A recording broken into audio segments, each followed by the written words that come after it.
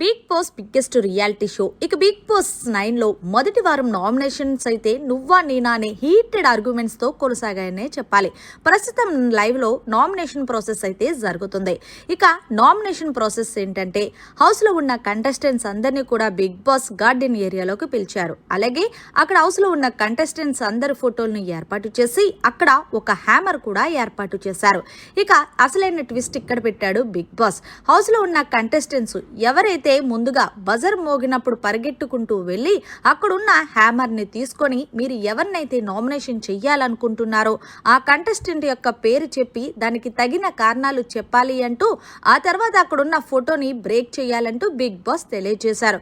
ఇందులో భాగంగా house mates అందరూ కూడా నువ్వా నేనా అంటూ హీటెడ్ ఆర్గ్యుమెంట్స్ తో మొదలు పెట్టేశారు నామినేషన్ ప్రక్రియ. ముఖ్యంగా రీతూ చౌదరి గొడ్డలి పట్టుకోవాలనే ఆశతో ఆమెకు చిన్న ఇంజురీ కూడా అయ్యింది.